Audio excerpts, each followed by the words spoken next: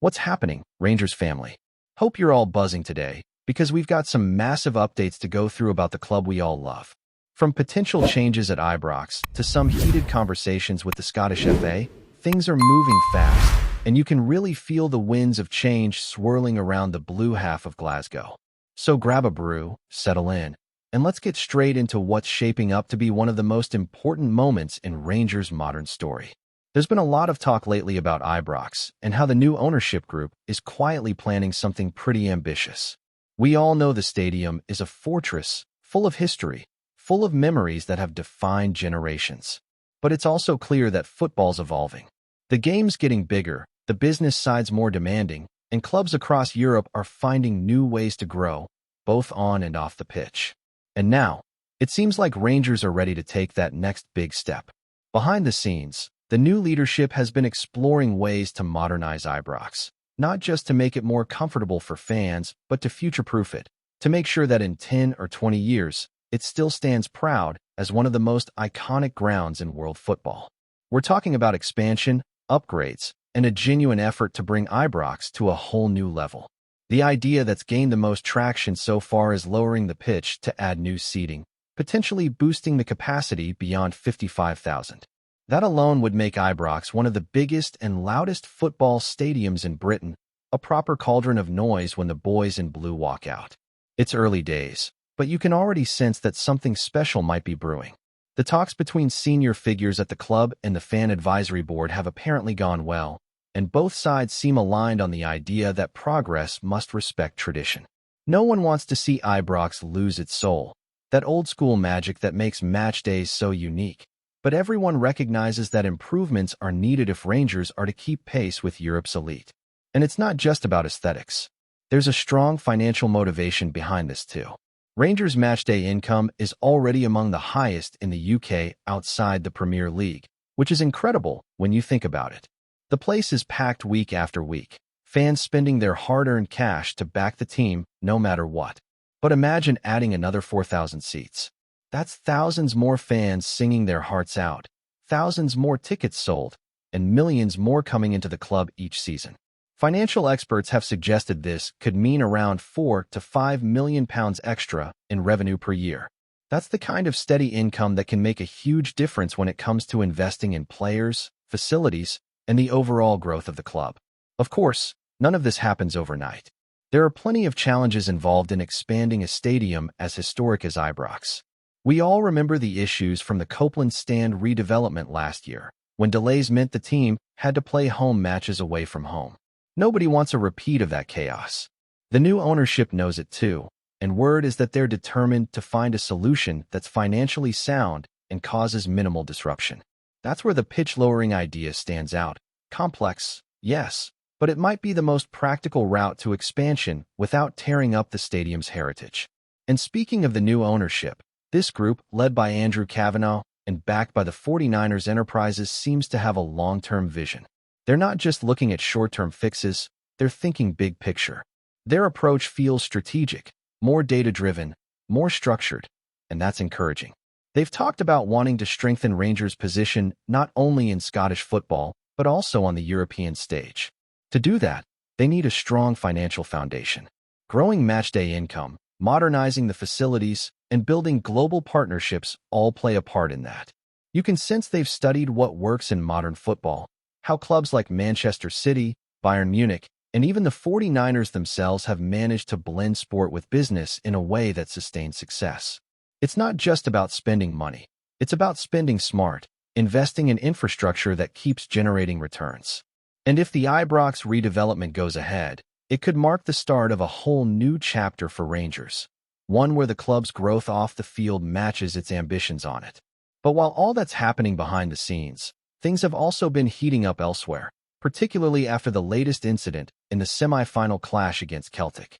The fallout from that match has stirred up plenty of debate, with Rangers now pushing for answers from the Scottish FA.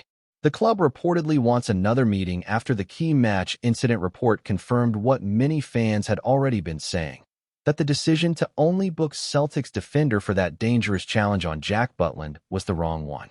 According to the review panel, it should have been a red card. That revelation has added even more fuel to the fire. Rangers had already raised concerns about officiating after the derby, and this latest report seems to have validated those complaints. The feeling around Ibrox is that too many major games are being influenced by inconsistent decisions, and fans are rightfully frustrated. The club's not just moaning for the sake of it either.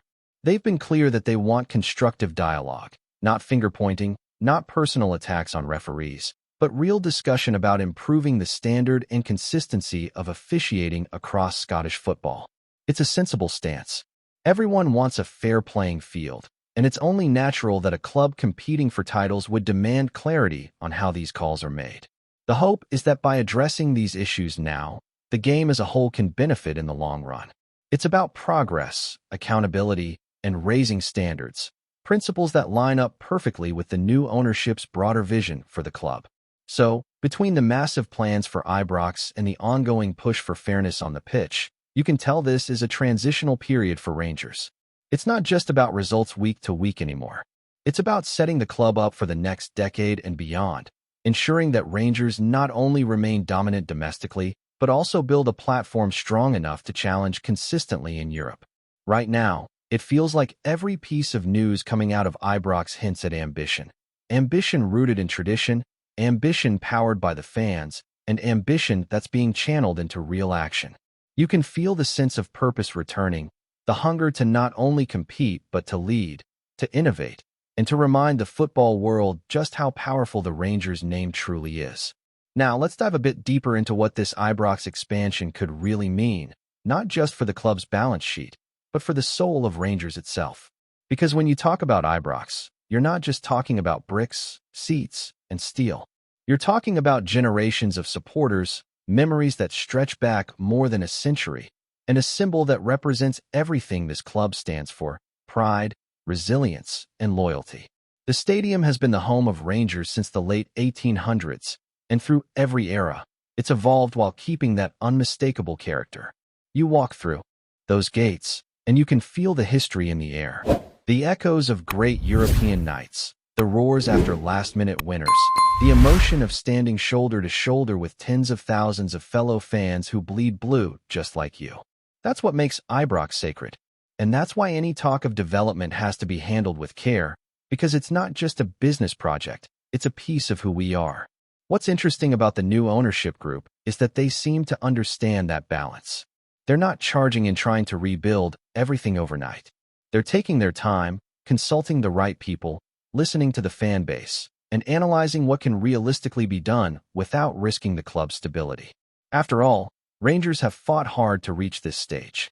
The last decade has been about rebuilding, not just financially, but emotionally, culturally, structurally. To be where they are now, with record revenues and a clear plan for the future, shows how far the club has come since those darker days. Speaking of finances, the numbers coming out of Ibrox lately tell a strong story. The club's latest accounts show record-breaking turnover, pushing close to £89 million for the season, up from 84 the year before. Matchday income rose again, which proves just how vital that connection between team and supporters really is. The fans are the heartbeat of this club, and that's reflected directly in those numbers. When Ibrox is full, when it's alive, Rangers are at their strongest. That's why the idea of expanding makes so much sense. More fans inside means more passion, more atmosphere, and more energy driving the team forward. But it also means more money to reinvest in youth development, in scouting, in top-quality players, in facilities. Every extra pound earned can go back into strengthening the foundation. And when you look at other major clubs across Europe, the ones who've managed to modernize their stadiums effectively have reaped long-term rewards. It's about sustainability, building a club that doesn't just rely on short bursts of success, but stays competitive year after year. Financial experts have already pointed out that an increase of around 4,000 seats could add roughly £4 to £5 million annually to the club's revenue. That might not sound earth-shattering compared to Premier League money, but for a Scottish club, it's significant. It's a figure that can fund a couple of new signings each season or cover major infrastructure improvements elsewhere. And the best part is that most of the fixed costs are already in place. Ibrox operates efficiently, and the additional income would go almost entirely towards growth. It's also worth noting that Rangers gate receipts already rank among the top in the UK. And that's without television deals anywhere near the size of England's top flight. That says a lot about the loyalty of this fan base. Even when times are tough, even when results don't go our way, supporters keep showing up, singing loud, and standing behind the badge. You can't buy that kind of passion, and you can't fake it. It's real, and it's what gives Rangers their unique power. Of course, planning something on this scale means every detail has to be right. The architects, engineers, and financial planners will have to coordinate carefully to make sure that any construction work doesn't disrupt future seasons. The club learned a hard lesson from the Copeland stand situation. Fans' patience only stretches so far when home games are moved elsewhere. That's why Kavanagh and his team are said to be exploring methods that minimize interference, keeping as many matches at Ibrox as possible even during renovations. Beyond the numbers and logistics, though, there's a sense of symbolism to this project. Expanding Ibrox isn't just a matter of increasing capacity, it's a statement. It's Rangers saying to the football world, we're not just part of history, we're shaping the future. For too long, Scottish football has been underestimated on the global stage, but a move like this sends a message that one of its greatest institutions isn't settling for comfort. It's reaching higher, growing stronger, and preparing for an era where it can compete toe-to-toe with the big names again. And if this expansion does go ahead, it could mark one of the most important infrastructural moments in Scottish football in decades. You're not just talking about extra seats. You're talking about jobs created, tourism boosted, and the entire matchday experience being lifted to a new level. Imagine walking into a newly expanded Ibrox. The lights brighter, the sound louder, the place even more intimidating for visiting sides. It would be a proper fortress, modern yet traditional, powerful yet welcoming. A perfect reflection of what Rangers represent: pride, progress, and passion united. The energy around the club right now feels different. You can sense belief coming back, not just in the dressing room, but in the stands and the boardroom too. The idea that Rangers can be both a sporting powerhouse and a financially sustainable institution isn't a dream anymore. It's becoming reality. The path ahead might take time, and there will be challenges along the way, but the direction feels right.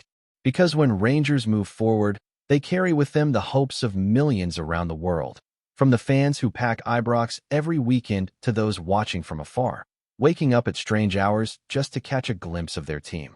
This club has always been more than just football. It's a way of life, a bond that connects people through generations.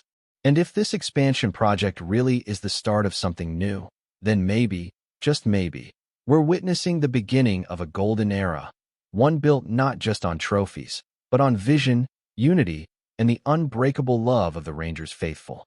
Before we continue, make sure to subscribe to our channel and turn on notifications to get all the exclusive news about Rangers FC. Don't overlook any details about your beloved team. It's crucial for Rangers FC fans. Scotland is in shock tonight as whispers swirl around Ibrox. The unthinkable has allegedly happened. Sources close to the club claim that FIFA has intervened in a matter that could rewrite recent history at Rangers. Rumors are flying that a major title, yes, one of the most prestigious in recent memory, has been stripped from the Govan Giants, leaving fans stunned and pundits scrambling for answers. Insiders hint that the decision stems from alleged irregularities that have only now come to light. It's a bombshell, said one source, who spoke on condition of anonymity. You never expect something of this magnitude. The club, the supporters, the city, everyone is in disbelief. Social media is ablaze with speculation, memes, and disbelief. Some fans refuse to believe it, claiming it's a FIFA mistake or an overreaction, while others are quietly bracing for confirmation. Though no official statement has yet landed, whispers suggest that the governing body's investigation may have uncovered breaches serious enough to warrant this unprecedented action. Could it be financial missteps, administrative oversights, or something more scandalous, hidden beneath the surface? The details are murky, but the rumor mill is relentless. Former players and ex-managers have chimed in, each offering their own theories, fueling the fire of debate. Meanwhile, inside Ibrox, sources claim the atmosphere is tense and surreal. Meetings are reportedly taking place behind closed doors, with club officials trying to navigate a storm that could shake the foundations of Rangers' recent triumphs. The city itself is gripped with anxiety, pubs buzzing not with celebration, but with disbelief. While FIFA has remained tight-lipped, the speculation alone is enough to dominate headlines. Could this be a temporary setback, a bureaucratic blunder, or the beginning of a saga that could redefine Scottish football? For now, Rangers fans can only cling to hope, as the rumor, whether true or inflated, has already left an indelible mark on the psyche of the club and its supporters. One thing is certain, the world of football never sleeps, and in Scotland tonight, it is wide awake with shock. Greetings, fans. Make sure to hit that like button and subscribe to the channel, as it's greatly appreciated by Rangers FC. And don't forget to share your thoughts on the news in the comments section below. Until the next video, stay tuned.